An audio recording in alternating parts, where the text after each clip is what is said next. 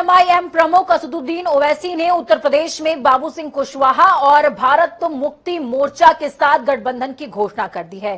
असदुद्दीन ओवैसी ने कहा कि अगर हमारा गठबंधन सत्ता में आता है तो 2 मुख्यमंत्री होंगे, एक ओबीसी समुदाय से होगा, दूसरा दलित समुदाय से होगा।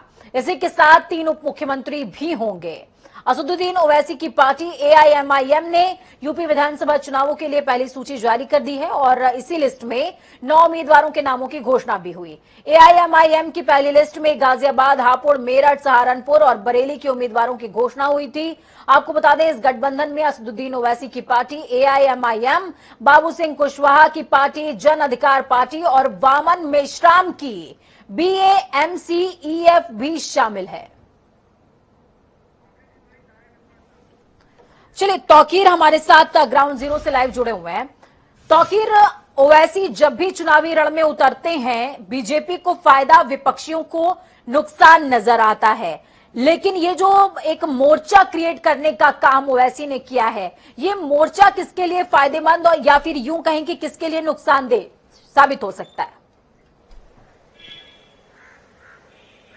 देखिए, सभी पार्टियां जो ओवैसी हैं उनको बी पार्टी बताते आए भाजपा की, और इसको चलते वो उनको काफी विरोध भी देखने को सामना करना पड़ता है। यहाँ पर खास बात है कि वो मुस्लिम लीडरशिप की बात करते हैं, लेकिन आज जो गठबंधन हुआ है उसमें मुस्लिम लीडरशिप नजर नहीं आ रही कहीं पे, क्योंकि 2 सीएम की बात की गई है 2.5 साल के अंतराल पे, लेकिन उसमें मुस्लिम कोई चेहरा नहीं होगा। एक डिप्टी सीएम की बात जरूर कही जा रही है, लेकिन वो भी दूर के कयास लगाए जा रहे हैं, क्योंकि कोई नाम ऐसा सामने नहीं आया है, किसी का जिक्र नहीं किया गया है। ऐसे में ये मोर्चा कितना कारगर होगा आने वाले चुनाव में, ये तो वक्त बताएगा। लेकिन जो पिछड़ों की राजनीति है वो कहीं ना कहीं समाजवादी पार्टी के पाले में जरूर जाती नजर आ रही है, क्योंकि बाबू सिंह कुशवाहा भी बहुजन समाज पार्टी के बड़े नेता रहे हैं, और बहुजन समाज पार्टी के जो बड़े पिछड़े नेता थे वो फिलहाल अब समाजवादी पार्टी में शामिल हो चुके हैं। चाहे वो समय प्रसाद मौर्य हो, चाहे वो दारा सिंह चौहान हो, चाहे वो विनय शाक्य हो, ऐसे कई जो नेता हैं वो अब आ चुके हैं समाजवादी पार्टी में।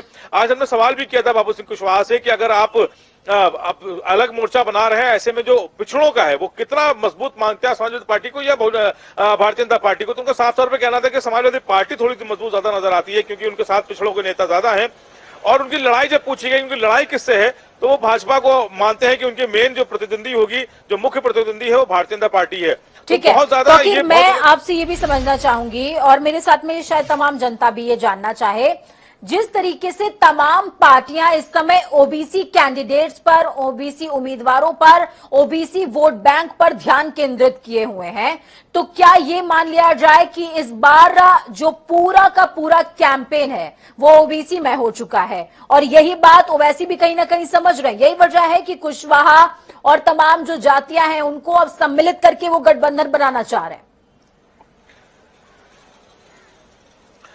जी बिल्कुल, देखिए बाबू सिंह कुशवाहा भी पिछली जांच से आते हैं और इसीलिए गठबंधन को कहीं ना कहीं नींव रखी गई है। लेकिन ये नींव रखने की जो मुख्य वजह सामने आती है वो कहीं ना कहीं अब जब आपके पास कोई दायरा नहीं बचता, कोई आपके पास प्लेटफॉर्म नहीं बचता, तब आप इस तरह के गठबंधन करते हैं। क्योंकि ओवैसी लगातार शिवपाल सिंह यादव के संपर्क में रहे, उन्होंने संयुक्त मोर्चा बनाया जिसमें ओम प्रकाश राजभर भी शामिल थे, ऐसे कई बड़े नेता उसमें शामिल थे। और जब वहां पर इनकी बात नहीं बनी, फिर ये अलग अलग दलों के पास गए, लेकिन वहां पर भी जब किसी बड़े दल ने साथ नहीं दिया तो फिर ये आज ये बाबू सिंह कुशवाहा के साथ गए हैं। इसी तरह बाबू सिंह कुशवाहा भी कभी भारतीय जनता पार्टी के संपर्क में रहे, फिर कभी समाजवादी पार्टी के संपर्क में, वो भी एक बड़े दल को ढूंढते रहे, लेकिन उनके पास भी जब कोई एक प्लेटफॉर्म नहीं मिला तो उन्होंने ओवैसी का साथ पकड़ा है।